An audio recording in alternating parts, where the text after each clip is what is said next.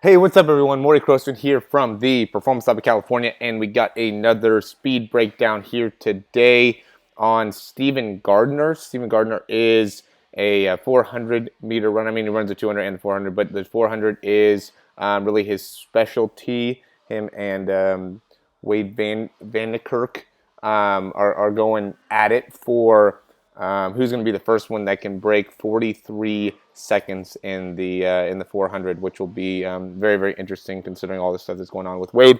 But anyway, let's get to Steve and what he does really well. What's so interesting about Stephen Gardiner is his height, and because he is such a tall person, it makes it so something like the 400 is really a strong suit for him because he has such ability to gain distance so easily with his stride.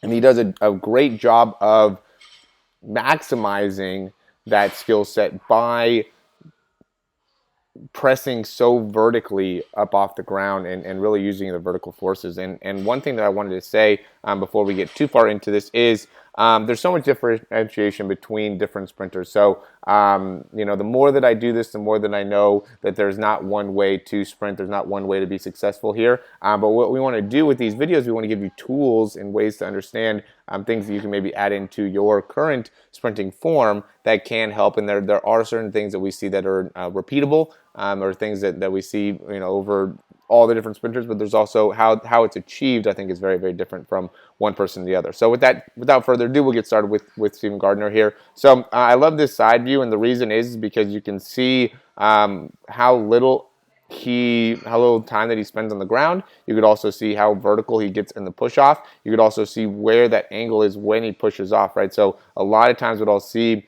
is a little bit more of this type of a spine angle where people are a little bit more forward in their spine lead, and really both these guys are not bad, but Steven just does a little bit better job of it. But there ends up being very, very forward in their spine lead. You see how Stephen Gardiner is, and because he's so upright, he's able to push off, and it also helps that his his legs are so long, but he pushes off when he's really his feet aren't too far back behind him, so his foot contact time is very, very limited. You could also see how vertical he gets. I mean, he gets a lot of let's move out of his head here.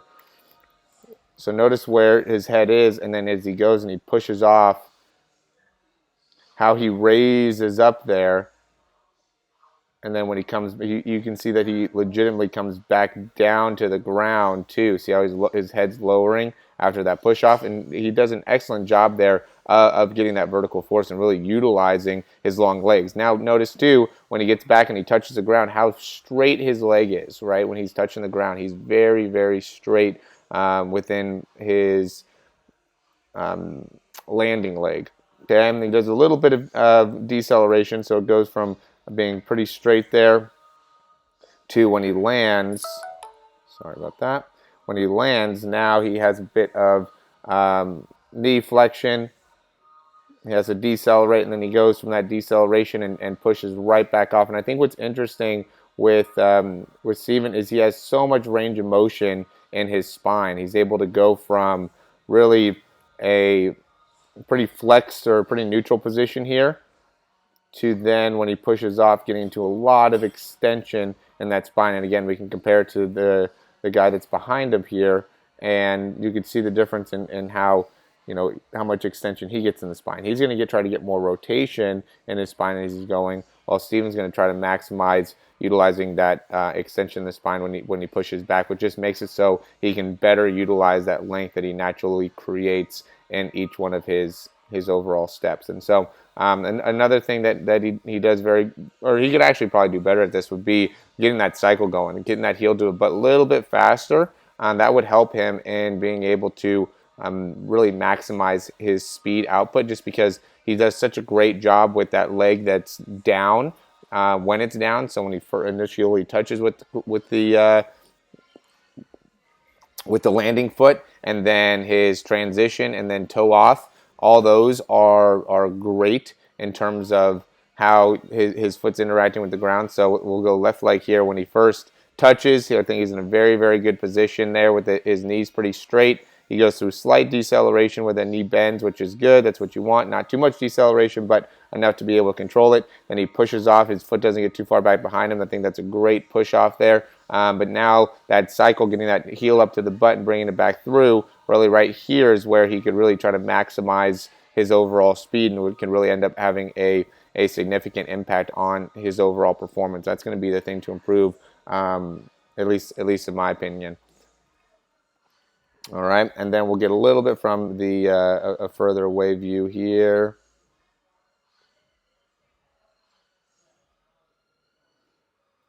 And I like this just because you can see when I'm just going to keep clicking through, you can see how little time he spends on the ground. See how he just goes, touches, decelerates a little bit, then pushes right back off.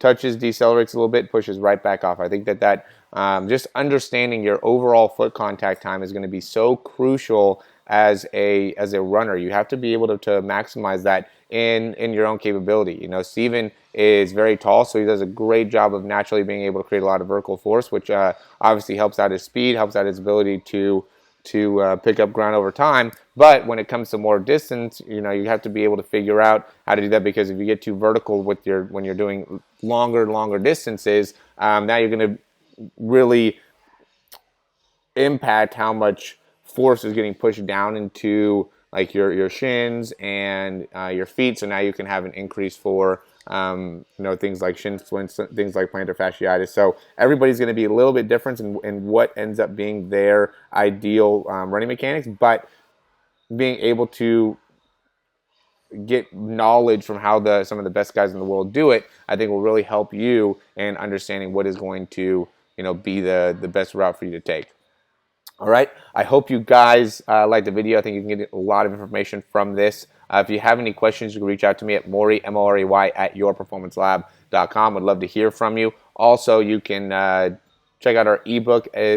Our free ebook is everything you need to know about the sprint. And then we also have a online speed program that we got going right now that I think would be very, very beneficial for anybody to do, especially if you're struggling with any type of mechanic issues. Definitely check out our online speed program. Both of those links you can check out below.